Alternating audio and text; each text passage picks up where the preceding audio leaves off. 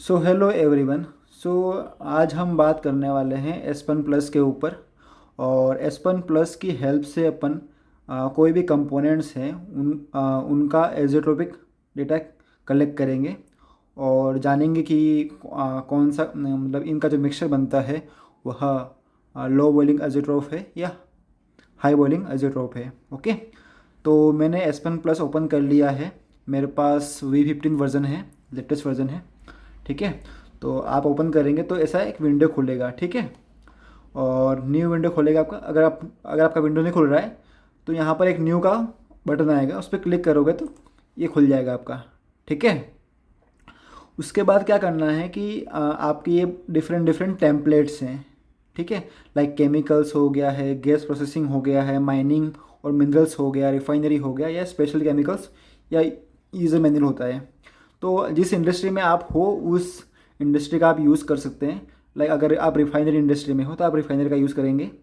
अगर आप chemical industry में हो तो केमिकल इंडस्ट्री में यूज़ करेंगे। अगर आप माइनिंग और मिनरल्स इंडस्ट्री में हैं तो उसको यूज़ करेंगे। लाइक मैं जो हूँ, मैं स्पेशलिटी केमिकल्स और फार्मास्यूटिकल इंडस्ट्री में हूँ, तो मैं इसको क्लिक करूँगा और इसको सेलेक्ट करूँगा क्योंकि मैं इस वाले फील्ड में हूँ।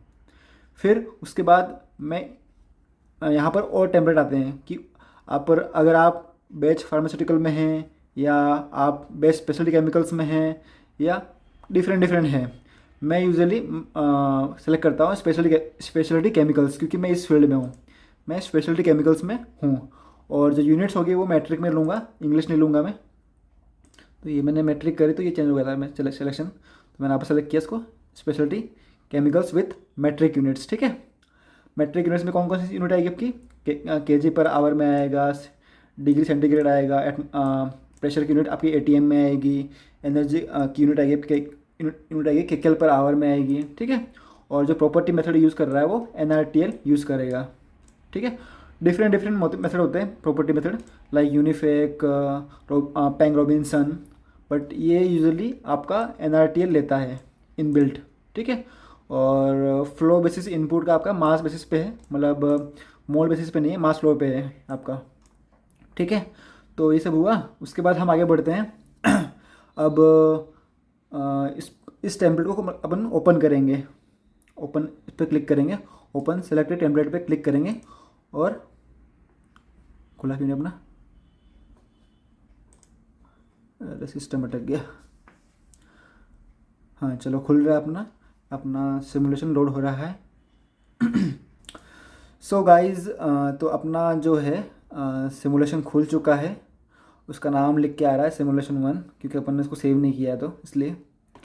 तो यहाँ पर आपको विंडो दिख रहा है। तो विंडो में आपने ये अगर यूज़ किया है तो आपको ये विंडो समझ में आ जाएगा। बट अगर आपने ये यूज़ नहीं किया है तो आप मुझे कमेंट कर सकते हैं कमेंट सेक्शन में कि हमें प्रॉपर एक बेसिक वीडियो बना के दो एसपन प्लस पे, तो मैं उसके ऊपर आपके लिए एक प्रॉपर वीडियो बनाऊंगा। ठीक है, बट इस वीडियो में अपना जो मेन मोटिव है कि अपन को कोई भी कंपोनेंट है अगर आपको दे रखा है तो क्या वो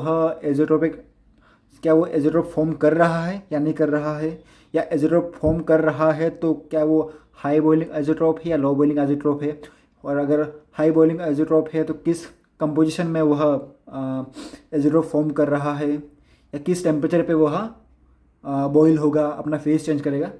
तो वो सब चीज़ें हम इसमें ये सब चीज़ें अपना ये एस्पन जो है वो देगा अपन को। ठीक है, तो सबसे पहले डालते हैं कोई भी कंपाउंड डाल देते हैं, लाइक अपना मेथनॉल डालते हैं। मेथनॉल अपन ने डाला है, यहाँ पर कंपाउंड आईडी डाल देंगे या ये नाम लिख दो तो आ जाएगा, और फिर इसको एंटर करेंगे। एंटर करते ही आपका मेथनॉल आ गया क्योंकि इसको पहचानता है ये। ठीक है, और नेक्स्ट जो कंपोनेंट लेते हैं अपन ले लेते हैं वाटर। वाटर ले लेते हैं। ठीक है, this change will cause the parameters on the form to be updated, click yes to update the parameters और नोट टू नोट अपडेट था, अपन अपडेट करेंगे उसको। ठीक है, और अपन डालेंगे टोलिन।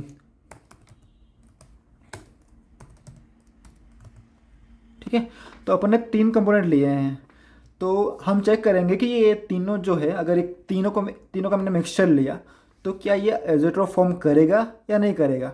अगर एज़ोट्रोप फॉर्म करेगा तो क्या मेरा मेथनॉल वाटर एज़ोट्रोप फॉर्म करेगा या पानी और टोलिन एज़ोट्रोप फॉर्म करेगा, या मेरा मिथेनॉल और टोलिन एज़ोट्रोप फॉर्म करेगा। मतलब ये टर्शरी कंपोनेंट है, तो इनमें से कौन कौन सा आपका एज़ोट्रोप फॉर्म करेगा वो चेक करेंगे अपन, ठीक है।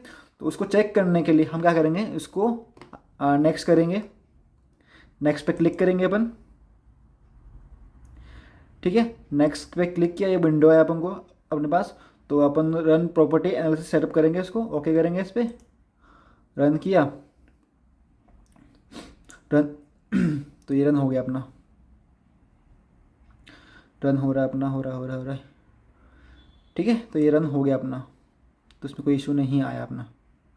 तो इसको मैं क्लोज कर देता हूँ कंट्रोल पैनल को, इसमें कोई भी एरर नहीं आया, टेबल जनरेशन कंप्लीट हुई है, ठीक है।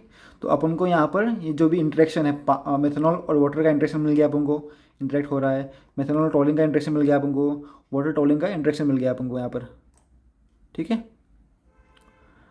हाँ, तो अब आगे बढ़ते हैं। हाँ, अपना जो मेन मोटिव था, ये NRTL जो मॉडल है इसको यूज़ कर रहा है। तो अपना जो मोटिव था वो मोटिव था कि अपन निकालेंगे इसका एज़ोट्रोप डेटा। तो उसके लिए क्या करना है आपको, उसके लिए आपको क्या करना है, आपको जाना है सिमुलेशन पे, सिमुलेशन पे क्लिक करना है आपको,